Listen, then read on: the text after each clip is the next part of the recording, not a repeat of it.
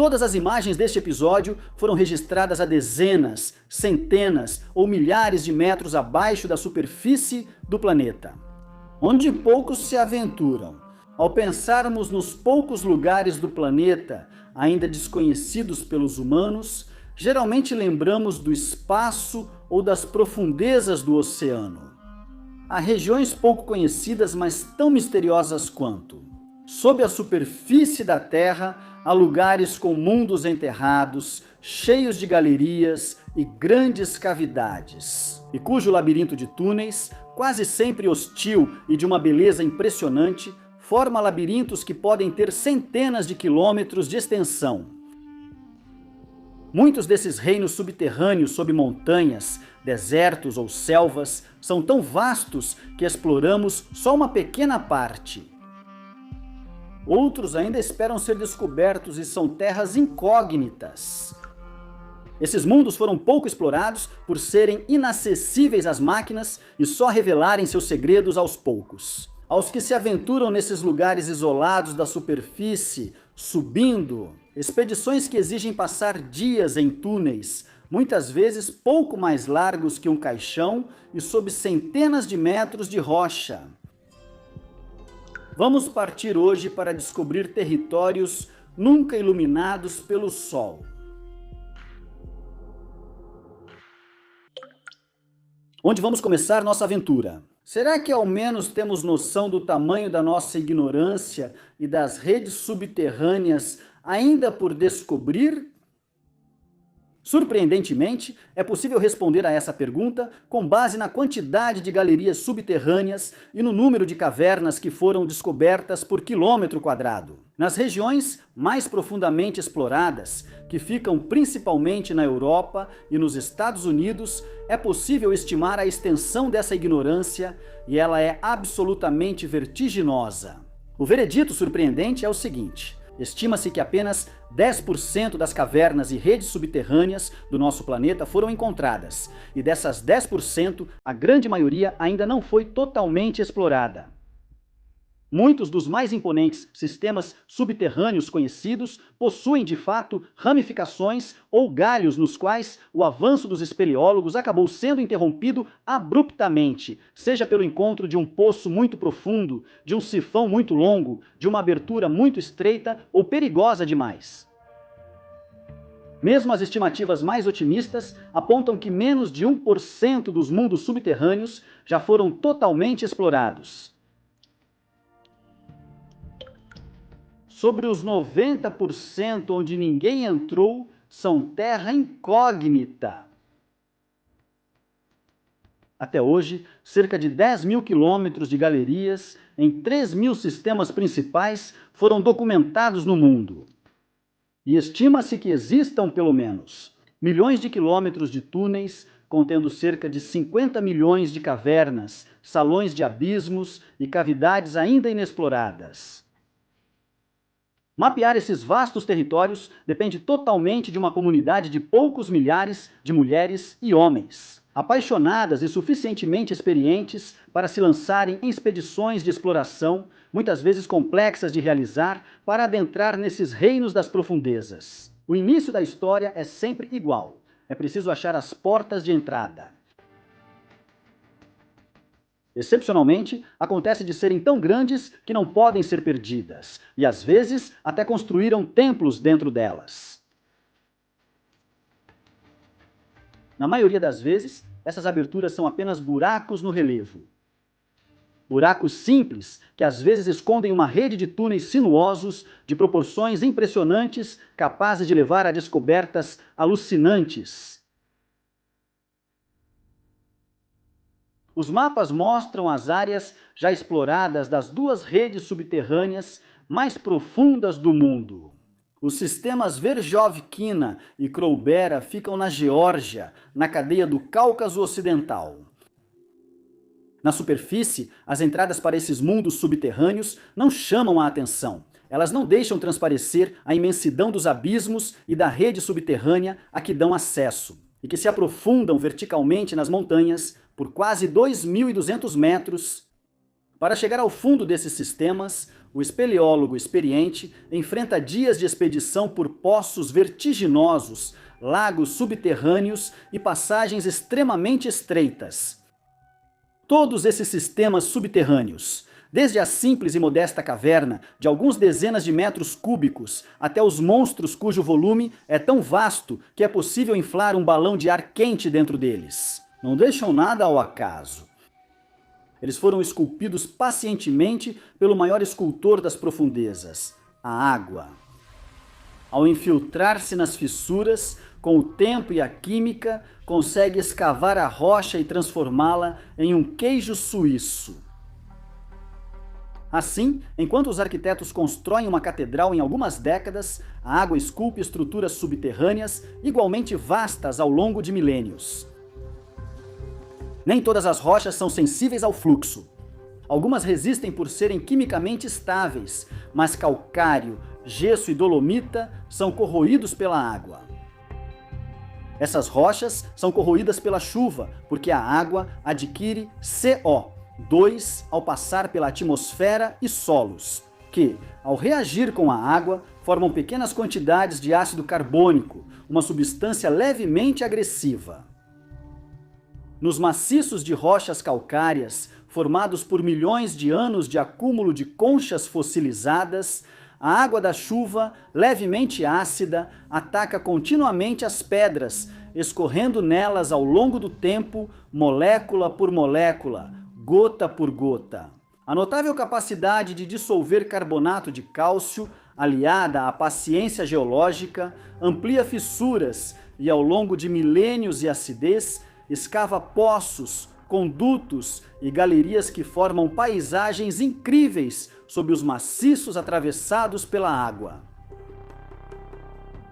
Sob as impressionantes montanhas kársticas de Guilin, na China, a água corroeu a rocha e formou redes subterrâneas ramificadas que se estendem por quase 2.400 km², exploradas apenas recentemente. Para entender a capacidade da água de desgastar rochas, imagine que uma parede calcária, exposta à água corrente ácida, afina 1 milímetro. Em alguns anos ou décadas, em média, lembre-se disso ao passear por um recife calcário ou ao ver um rio na superfície. Seguir um leito polido revela o que a água esculpiu incansavelmente por milhares de anos. Assim, um fino fio de água que consegue se infiltrar no solo por meio de fraturas. Em centenas de milhares de anos, pode ampliar uma pequena abertura em um abismo sem fundo visível. Por isso, a maioria das cavernas na Terra está em regiões kársticas, formadas por rochas atacadas pela água. Procure preferencialmente nessas regiões marcadas em vermelho no mapa, onde o subsolo é cheio de buracos, se busca uma nova rede. E como essas regiões cobrem cerca de 20% das terras emersas do planeta, isso oferece aos espeleólogos um campo de exploração potencialmente gigantesco. Ainda mais porque muitas regiões do mundo, como a Ásia Central, a África Subsaariana ou a Papua Nova Guiné, praticamente não foram exploradas. Para imaginar as maravilhas sob essas regiões, basta observar o que já foi descoberto em outros lugares do mundo. Dentro de algumas redes subterrâneas, às vezes encontramos salões cujo volume é verdadeiramente colossal. Na Malásia, o subsolo do planalto calcário de Gunung Mulu é um verdadeiro queijo suíço, onde foram feitas descobertas. A Câmara de Sarawak, que tem 600 metros de comprimento, 400 de largura e 80 de altura, é tão vasta que seria possível acomodar ali 40 campos de futebol. No Vietnã, o sistema de Sandun abriga a maior caverna atualmente conhecida no mundo, com seu teto situado a 200 metros acima do solo. Seria possível colocar um arranha-céu de 60 andares dentro dela. Nas regiões kársticas, a água que se infiltra em profundidade pode até dar origem a rios subterrâneos que correm e serpenteiam no interior da Terra, às vezes por dezenas de quilômetros sob a superfície, antes de emergirem novamente. para mapear essas redes invisíveis de trajetos frequentemente muito difíceis de seguir. Hidrogeólogos usam traçadores fluorescentes com corantes não tóxicos para identificar onde essas águas misteriosas ressurgem. Na França, pontos de saída da água subterrânea podem ser enormes, como nas fontes de Vaucluse, onde a água jorra após seu percurso. Um caminho nas trevas de uma rede subterrânea de quase 1.000 km² sobe até a luz por um conduto de quase 300 metros de profundidade, capaz de atingir vazão de 90 metros cúbicos por segundo em cheias, enchendo uma piscina olímpica a cada 30 segundos.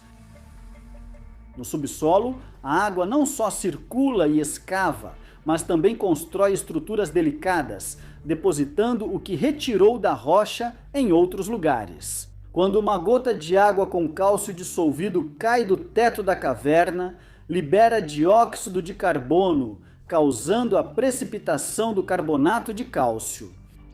Com o tempo, esses depósitos formam estalactites no teto e estalagmites no chão. A velocidade de crescimento dessas pontas de rocha depende da natureza das águas que passam sobre elas, e leva em média vários milênios para formar uma estalagmite de 1 metro de altura. Mas, nos casos mais extremos, dentro das cavernas localizadas em regiões tropicais e onde a água da chuva é fortemente carregada de calcário, algumas crescem até 1 centímetro por ano ou 1 metro por século. Em Lozère, quase 100 metros sob a terra, está a caverna de Avennes-Armand, com uma sala chamada Floresta Petrificada, onde há mais de 400 estalagmites. Uma dessas colunas, com quase 30 metros, teria levado cerca de 300 mil anos de gotejamento para se formar. Nas cavernas do mundo inteiro, o fluxo de água deposita minerais nas curvas das paredes e pode formar rochas ou cristais excêntricos que parecem desafiar a gravidade e que receberam nomes como cortinas, órgãos, gurgues ou macarrones. Algumas redes subterrâneas descobertas têm volumes tão vastos que formam reinos próprios. Reinos muitas vezes só parcialmente explorados, com galerias além dos nossos mapas.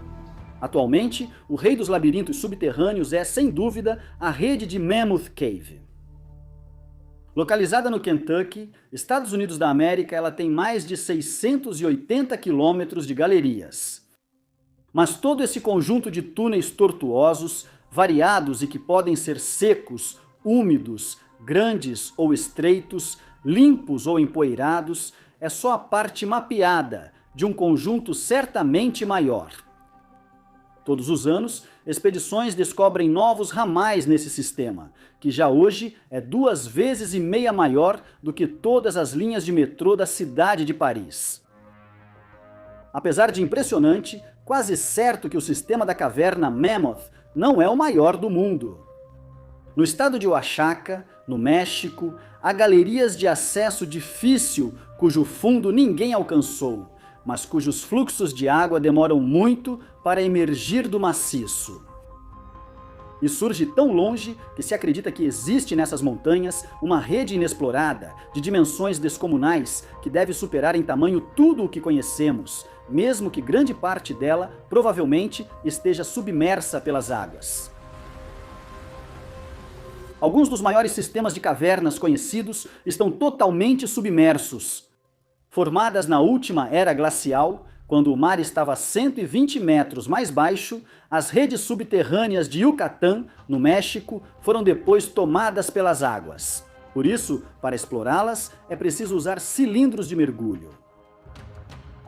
Algumas dessas belas cavernas aquáticas que tive a sorte de explorar. Estalactites e estalagmites, formadas ao ar livre há mais de 10 mil anos, integram o sistema Sac-Actum, um labirinto submerso com mais de 350 quilômetros de galerias.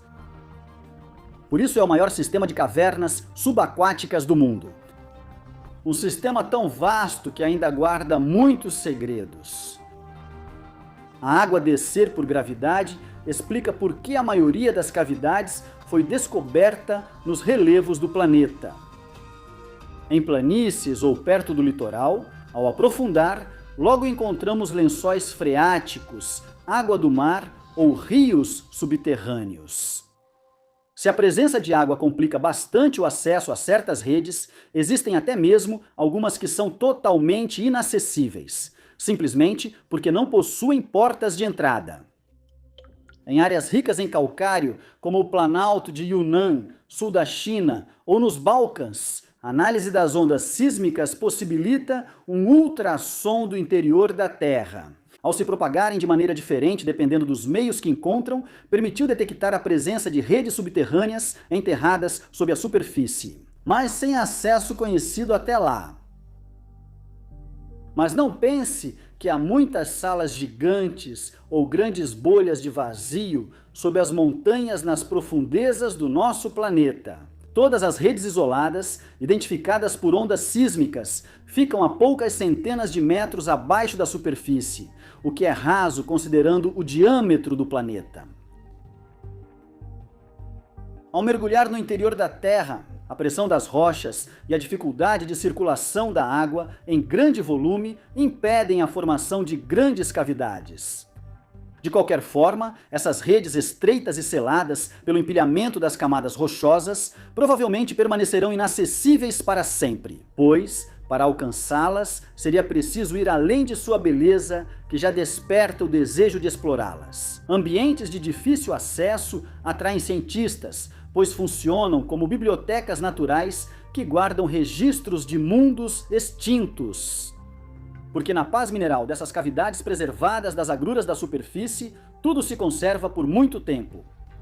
De modo que, ao analisar os depósitos de calcita que formam as estalactites e as estalagmites e que recobrem as paredes das cavernas, às vezes, é possível reconstituir a história do clima de milhares ou até centenas de milhares de anos atrás. Os átomos de carbono e oxigênio que compõem o carbonato depositado nessas formações por cada gota d'água que passou por ali. Eles realmente nos informam sobre os regimes de chuva, assim como sobre os períodos de seca que no passado afetaram a superfície. Nos sistemas onde o ar consegue penetrar, às vezes encontramos até esporos de pólen e até partículas preservadas nas camadas do solo. Marcadores de eventos extremos, como grandes incêndios ou erupções vulcânicas. Na China, a análise de estalagmites permitiu reconstituir ciclos das monções por 1.800 anos e de evidenciar suas ligações com o colapso de várias dinastias imperiais. E claro, a busca pelo Graal. As cavernas antes habitadas serviram de abrigos para ursos, lobos e principalmente humanos, onde podemos encontrar fósseis e até de forma rara, ferramentas e pinturas rupestres que ajudam a entender nossa origem. A maioria das cavernas ornamentadas mais famosas, como Chauvet e Lascaux, são de acesso relativamente fácil. Escondidas pela vegetação ou desmoronamentos, as pinturas rupestres ficaram protegidas do tempo e chegaram quase intactas até nós. Muitas vezes, milhares de anos após serem desenhadas, foram achadas casualmente perto de áreas habitadas. Mas algumas exigem coração forte para visitar. A caverna subaquática de Cosquer provavelmente ficou isolada da história mundial por cerca de 18.500 anos. Antes de ser redescoberta nos anos 80 no maciço das Calanques. Para acessar essa caverna, é preciso descer mergulhando até 37 metros de profundidade antes de se aventurar por um túnel estreito, com 175 metros de comprimento, que leva a uma cavidade parcialmente submersa, que foi habitada por nossos ancestrais durante a última era glacial, numa época em que o nível do mar era 120 metros mais baixo do que é hoje.